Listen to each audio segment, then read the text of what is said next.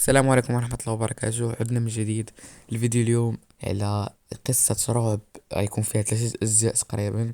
المهم غنديرو على حساب شحال من جزء غنديرو. اليوم غنديرو الجزء الأول، وغتكون قصة غنرويها على يعني بحال أنا اللي وقع ليا، ولكن غنرويها بصفتي كأني هو داك الشخص اللي طرات ليه القصة. المهم القصة كنتمنى تعجبكم، خليكم مع الفيديو. السلام عليكم. اليوم جيت نحكي لكم قصتي انا شخصيا مع جنون، اعوذ بالله من الشيطان الرجيم، واللي حصلت ليا في قلبي وما قديتش نخرجها. المهم ندخلوا في القصه. انا اسمي اشرف، ولا سميتي اشرف. 22 سنه، كنسكن بمدينه تطوان. عندي 3 د الخوت والوالدين طبعا. الله يخلي لي والديا ويخلي والدين جميع المسلمين، واللي ميت لي شي حد من عائلته ولا والدي الله يرحمهم يا ربي، ويرحم جميع موتى المسلمين. انا اعوذ بالله من قولة انا واحد انسان كيعجبني نسمع ولا نشوف ولا نقرا على شي حاجه ديال الجن، لحقاش كيجيني داك الشيء عادي. اعوذ بالله من الشيطان الرجيم. وكنقول كيف ما حنا عايشين غادي يكونوا حتى هما عايشين، وهذا الشيء هذا من الصغر ديالي وانا هكا. فين ما كان شي ظلام ولا شي خربه كيقولوا باللي فيها جنون. كنت اصغر واحد في الدراري ديال دربنا، كندخل معاهم وكنمشي معاهم في اي بلاصه. اعوذ بالله من الشيطان الرجيم. كيظنوا باللي فيا جنون، اعوذ بالله من الشيطان الرجيم، ولا شافوا فيا جنون، اعوذ بالله من الشيطان الرجيم.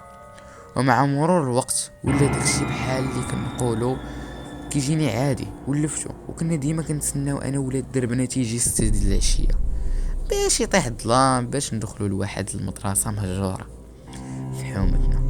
كنا ديما كندخلوا ولا كندخلوا الشمع والقران والملحه، تحسوا بان زعما الا خرجنا شي جن نرشوا عليه.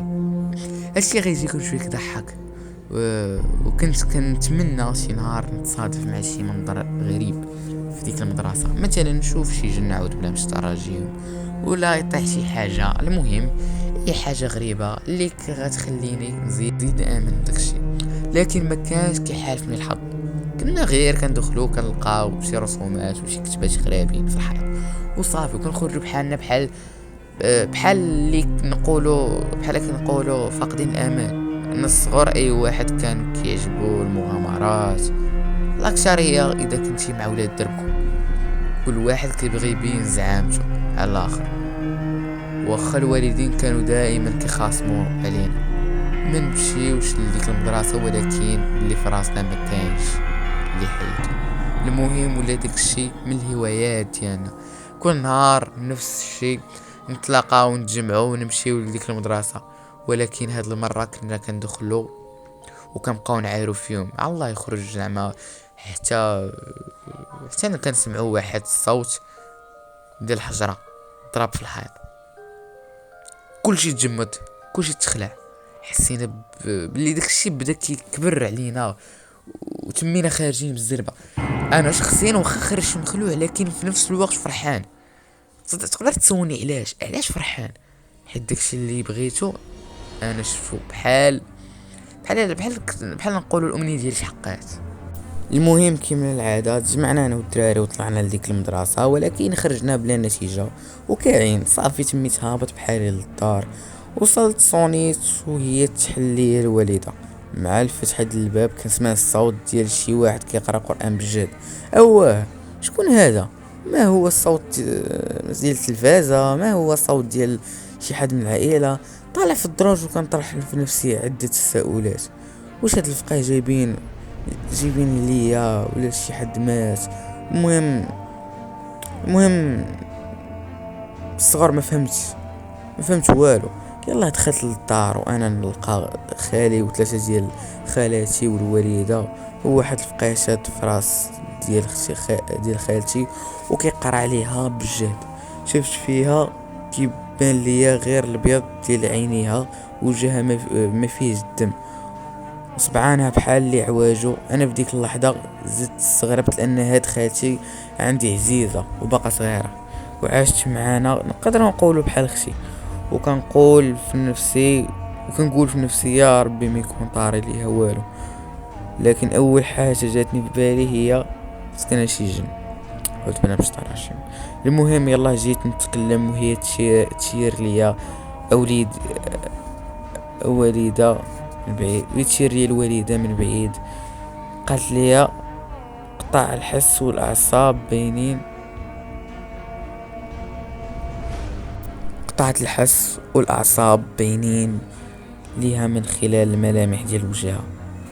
انا ديك الساعه دخلت لقيت خويا اللي صغير مني مغطي وخايف. كنقول ليه اش كاين، ما باغيش يتكلم. وليت كنقول في نفسي ياك ما ديك المدرسه اللي كنت كنمشي ليها هي اللي كانت السبب في هادشي. وداك الجنون عاود بلا مشطر الرجيم اللي فيها بحال اللي بغاو ينتقموا. المهم التساؤلات تقدر تكون منطقيه تقدر تكون لا. شويه وهي تدخل عندنا خالتي الكبيره قالت ليها اشنو طاري. قالت لي تبعني باش ما يتخلعش خوك الصغير. المهم دخلنا للكوزينه وهي تقول لي خالتك سكنات. انا في ديك الساعه ما نوصفش لكم الاحساس ديالي. كنقول كون كانت كتسكن غير انا وهي ولا. المهم قلت لي كيفاش حتى تسكنات واش هنا. قالت لي لا في الدار ديال جداتك. قالت لي اللي كانوا جالسين كاملين وهي كتصير الدار شي 6 العشية.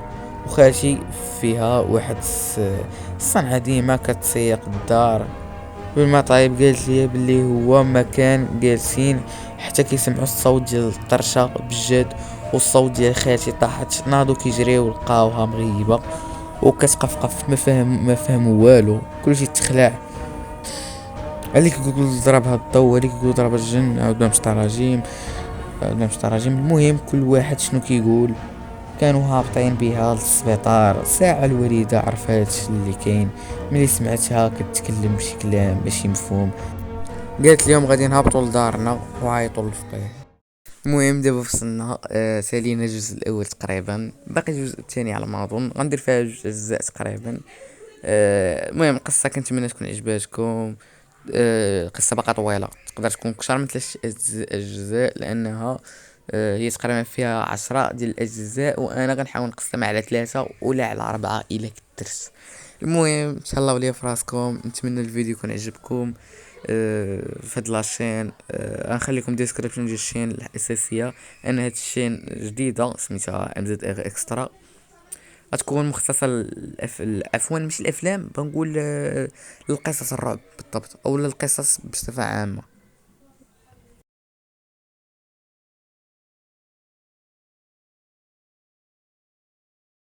المهم وصلنا لنهاية الفيديو.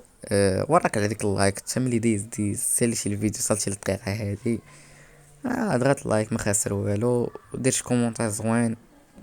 تهلاو.